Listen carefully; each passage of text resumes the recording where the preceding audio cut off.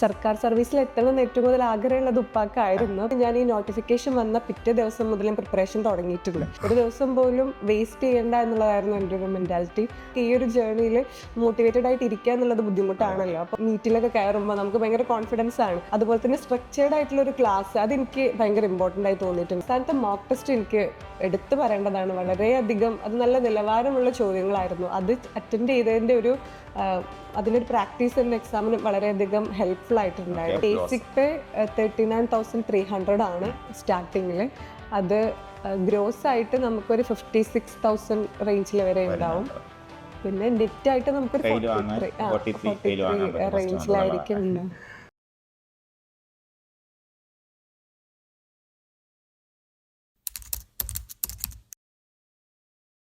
സർക്കാർ സർവീസിൽ എത്തണമെന്ന് ഏറ്റവും കൂടുതൽ ആഗ്രഹമുള്ളത് ഉപ്പാക്കായിരുന്നു. പക്ഷെ ആ സമയത്തൊന്നും ഞാൻ അങ്ങനെ ആലോചിച്ചിട്ടില്ലായിരുന്നു.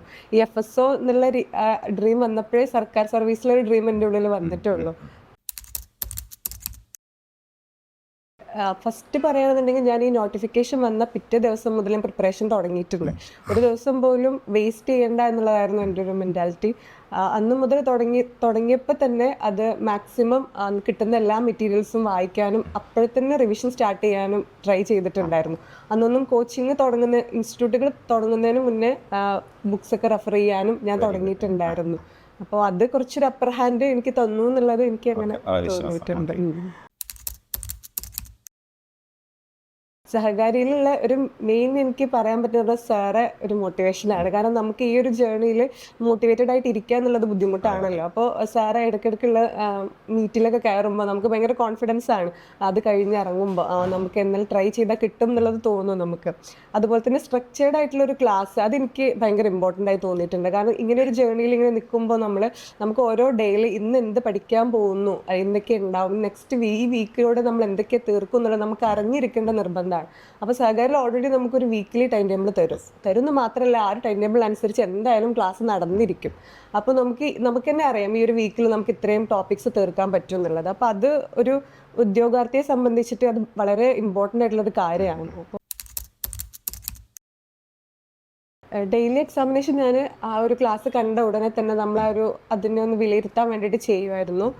പിന്നെ വീക്ക്ലി എക്സാംസ് ചിലതൊക്കെ എനിക്ക് അത്ര ചെയ്യാൻ പറ്റിയില്ല. അവസാനത്തെ ടൈമിൻ്റെ കുറച്ച് ഇഷ്യൂസ് ഉണ്ടായപ്പോൾ. പക്ഷെ അവസാനത്തെ മോക്ക് ടെസ്റ്റ് എനിക്ക് എടുത്തു പറയേണ്ടതാണ്. വളരെയധികം അത് നല്ല നിലവാരമുള്ള ചോദ്യങ്ങളായിരുന്നു. അത് അറ്റൻഡ് ചെയ്തതിൻ്റെ അതിനൊരു പ്രാക്ടീസ് എൻ്റെ എക്സാമിന് വളരെയധികം ഹെൽപ്ഫുൾ ആയിട്ടുണ്ടായിരുന്നു. ഞാൻ സാറ് പറഞ്ഞപ്പോൾ തന്നെ ഒരു മോക്ക് ടെസ്റ്റ് റിസ്ക് ഒന്നും എടുക്കാതെ ചെയ്തു നോക്കും. നെക്സ്റ്റ് കുറച്ച് ഒരു 10% റിസ്ക് എടുത്ത് ചെയ്തു നോക്കും. അങ്ങനെ ചെയ്ത് നോക്കുമായിരുന്നു. അപ്പോൾ എനിക്ക് തോന്നിയത് റിസ്ക് കുറച്ച് എടുക്കാം എന്നായിരുന്നു എനിക്ക് തോന്നിയത് എൻ്റെ പേഴ്സണലി ആയിട്ട്. അതുപോലെ നമുക്ക് ആ ക്വസ്റ്റ്യൻ പേപ്പർ കാണുമ്പോൾ നമുക്ക് മനസ്സിലാവും റിസ്ക് എടുക്കേണ്ട ക്വസ്റ്റ്യൻ ആണോ റിസ്ക് എടുക്കേണ്ടാത്ത ക്വസ്റ്റ്യൻ ആണ്. കാരണം വളരെ ടഫായിട്ട് ചോദിക്കുമ്പോൾ നമുക്ക് അറിയുന്ന മാത്രം എഴുതി പോരുക എന്നുള്ളത് ഒരു നല്ലൊരു ഇതായിട്ട് എനിക്ക് തോന്നിയിട്ടില്ല. കാരണം അത്രയും അറിയുന്നത് ഏകദേശം ഒരു പകുതി പേർക്ക് അറിയുന്നുണ്ടാവും. അപ്പൊ ചിലത് നമ്മൾ റിസ്ക് എടുക്കേണ്ടതായിട്ടുള്ള എനിക്ക് അങ്ങനെ തോന്നിയത്. നമുക്ക് യൂണിഫോം ധരിക്കേണ്ട ആവശ്യമില്ല. പക്ഷെ നമ്മളൊരു എൻഫോഴ്സ്മെന്റ് ഉദ്യോഗസ്ഥരാണ്. നമ്മൾ food safety and standards act നടപ്പിലാക്കുക എന്നുള്ളതാണ് നമ്മുടെ റോൾ ആൻഡ് റെസ്പോൺസിബിലിറ്റി. അത് ഒരു കോൺസ്റ്റിറ്റ്യുവൻസി ആയിരിക്കും നമ്മുടെ ഏരിയ. ഞാൻ മലപ്പുറം കോൺസ്റ്റിറ്റ്യുവൻസിയിലാണ് വർക്ക് ചെയ്യുന്നത്. അപ്പോൾ ആ ഒരു ഇതിലുള്ള എല്ലാ ഫുഡ് ബിസിനസ്സും നമ്മുടെ അണ്ടറിലായിരിക്കും ഉണ്ടാകുന്നത്. സർക്കിൾ ഓഫീസിൽ ഫുഡ് സേഫ്റ്റി ഓഫീസറും പിന്നെ ഒരു ഓഫീസ് അസിസ്റ്റൻറ്റും ഒരു ക്ലർക്കും ആയിരിക്കും സർക്കിൾ ഓഫീസിൽ ഉണ്ടായിരിക്കുക. നമ്മുടെ പ്രൈമറി ആയിട്ടുള്ള നമ്മുടെ ജോബ് എന്ന് പറഞ്ഞാൽ കംപ്ലൈൻറ്റ് ഇൻസ്പെക്ഷൻ ആണ്. നമുക്ക് നേരിട്ടോ ഫോൺ വഴിയോ ഇമെയിൽ വഴിയോ വരുന്ന ഫുഡ് റിലേറ്റഡ് ആയിട്ടുള്ള കംപ്ലയിൻറ്റ്സ് നമ്മൾ പോയി അന്വേഷിച്ച് അതിന് റിപ്പോർട്ട് കൊടുക്കുക. അതുപോലെ അതിനെന്തൊക്കെയാണോ ചെയ്യേണ്ടത് കാര്യങ്ങൾ ചെയ്യുക എന്നുള്ളതാണ് നമ്മുടെ പ്രൈമറി ആയിട്ടുള്ള ജോബ്. അതല്ലാതെ നമ്മൾ മാസത്തിൽ കംപ്ലീറ്റ് ചെയ്യേണ്ട ഇൻസ്പെക്ഷൻസ് ഉണ്ടാവും. ഫുഡ് ബിസിനസ് എന്ന് പറയുമ്പോൾ അത് ഫ്രൂട്ട്സിൻ്റെ കടയാണെങ്കിലും പച്ചക്കറിയുടെ കടയാണെങ്കിലും ഫിഷ് സ്റ്റോൾ ആണെന്നുണ്ടെങ്കിലും അത് നമ്മുടെ അണ്ടറിലായിരിക്കും വരിക. അപ്പോൾ ഇതെല്ലാം നമ്മുടെ സർക്കിളിലുള്ള കടകളിൽ അറ്റ്ലീസ്റ്റ് വൺസ് എ ഇയർ എങ്കിലും നമ്മൾ പോയിരിക്കണം എന്നാണ്. നമുക്ക് 15 ആസ് പെർ FSSAI 15 സാമ്പിൾ നമ്മൾ എടുക്കണം എന്നാണ് മന്ത്ലി. അത് ഏതൊക്കെ എടുക്കണം എന്നുള്ളത് FSSAI നമുക്ക് സമയാസമയം ഓരോ മാസത്തും അതൊരു ഓർഡറാക്കി ഇറക്കിയിട്ട് നമ്മളോട് പറയും.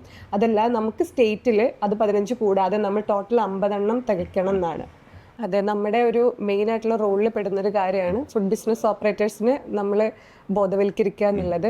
അതിൽ ഫുഡ് രജിസ്ട്രേഷൻ എടുക്കേണ്ട ഇമ്പോർട്ടൻസ്, ലൈസൻസ് എടുക്കേണ്ട ഇമ്പോർട്ടൻസ്, അതുപോലെ തന്നെ അവർ വാട്ടർ റിപ്പോർട്ട് ടെസ്റ്റ് ചെയ്യണം, വാട്ടർ ടെസ്റ്റ് ചെയ്ത റിപ്പോർട്ട് കൈവശം ഉണ്ടായിരിക്കണം, അതിൻ്റെ കാര്യം. അതുപോലെ തന്നെ അവിടെ വർക്ക് ചെയ്യുന്ന ഒരു ഫുഡ് ബിസിനസ് എസ്റ്റാബ്ലിഷ്മെൻറ്റിൽ വർക്ക് ചെയ്യുന്ന എല്ലാവരുടെ കയ്യിലും ഒരു ഹെൽത്ത് കാർഡ് ഉണ്ടായിരിക്കണം. ഇതിൻ്റെയൊക്കെ കാര്യങ്ങൾ നമ്മൾ അവരെ ബോധവൽക്കരിക്കുക, ഇത് അവരുടെ കയ്യിലുണ്ടോ എന്നുള്ളത് നമ്മൾ വീണ്ടും വീണ്ടും ഉറപ്പ് വരുത്തുക. ഈ രജിസ്ട്രേഷനും ലൈസൻസും പുതുക്കേണ്ടതിൻ്റെ ആവശ്യകതയൊക്കെ അവരെ അറിയിക്കുക എന്നുള്ളത്. അപ്പോൾ ഇതെല്ലാം അവരെ കൊണ്ട് എടുപ്പിക്കേണ്ട ഒരു ഉത്തരവാദിത്വം കൂടെ നമുക്കുണ്ട്. കാരണം പലർക്കും ഇത് അറിയില്ല, ഇവരിതിൻ്റെ അണ്ടറിൽ വരും എന്നുള്ളത് പലർക്കും അറിയില്ല. പിന്നെ നമ്മൾ ഫുഡ് ബിസിനസ് ഓപ്പറേറ്റേഴ്സിന് വേണ്ട കാര്യം അവർക്കൊരു ബോധവൽക്കരണ ക്ലാസ്സുകൾ കൊടുക്കുക, അതുപോലെ രജിസ്ട്രേഷനും ലൈസൻസ് എടുക്കുക എന്നുള്ളത് വളരെ ഇമ്പോർട്ടൻ്റ് ആയിട്ടുള്ള കാര്യമാണ്. ബേസിക് പേ 39,300 ആണ് സ്റ്റാർട്ടിങ്ങിൽ. അത് ഗ്രോസ് ആയിട്ട് നമുക്കൊരു 56,000 റേഞ്ചിൽ വരെ ഉണ്ടാവും. പിന്നെ നെറ്റ് ആയിട്ട് നമുക്കൊരു 43 റേഞ്ചിലായിരിക്കും ഉണ്ടാവും. റിവിഷൻ ഈസ് ദ കീ എന്നാണ് ഞാൻ പറയാം. നമ്മൾ പഠിക്കുന്നതിൻ്റെ കൂടെ തന്നെ ഇമ്പോർട്ടൻ്റ് ആയിട്ടുള്ളൊരു കാര്യമാണ് പഠിച്ചത് അതാത് ദിവസങ്ങളിലും അതാത് ടൈം ഇൻ്റർവെല്ലിലും നമ്മൾ റിവൈസ് ചെയ്യുക എന്നുള്ളത്. അതുപോലെ തന്നെ കോമ്പറ്റേറ്റീവ് എക്സാംസിൻ്റെ നമ്മൾ ഡെപ്തിൽ പഠിക്കുക എന്നുള്ളതും വളരെ വലിയൊരു ഫാക്ടറാണ്. സർഫസ് ലെവലുള്ള പഠിത്തം കൊണ്ട് നമുക്ക് ഒരുപാട് ഡെപ്തിൽ വരുന്ന ക്വസ്റ്റ്യൻസ് അറ്റംപ്റ്റ് ചെയ്യാൻ പോലും കഴിയില്ല. ഡെപ്തിൽ പഠിച്ചു കഴിഞ്ഞാൽ നമുക്ക് വളരെ ട്വിസ്റ്റഡ് ആയിട്ട് വരുന്ന ക്വസ്റ്റ്യൻസ് പോലും നമുക്കൊന്ന് അറ്റംപ്റ്റ് ചെയ്യാനുള്ള ചാൻസ് എടുക്കാനുള്ള ഒരു സാധ്യത അവിടെ ഉണ്ടാവും. ഇത് പഠിക്കുന്ന സമയത്ത് നമ്മൾ മൈൻഡിൽ വെക്കേണ്ട, എന്നോട് എല്ലാവരും ചോദിക്കുമ്പോൾ ഞാൻ പറഞ്ഞു കൊടുക്കുന്ന 2 പോയിൻ്റാണ് റിവിഷനും അതുപോലെ ഡെപ്തിൽ പഠിക്കുന്ന കാര്യം. സെൻട്രൽ ഫുഡ് സേഫ്റ്റി ഓഫീസർ എന്ന് പറയുന്നത് നല്ലൊരു ഓപ്പർച്യൂണിറ്റിയാണ്. അതിൻ്റെ കൂടെ തന്നെ food safety related exams continuous വരുന്ന ഈ ഒരു സാഹചര്യത്തിൽ എല്ലാവരും മാക്സിമം എഫേർട്ട് എടുത്ത് പഠിച്ചു കഴിഞ്ഞാൽ നമുക്കിതിൽ ഏതെങ്കിലും ഒന്നില്ലെങ്കിലും നമുക്ക് കയറി പറ്റാൻ കഴിയും.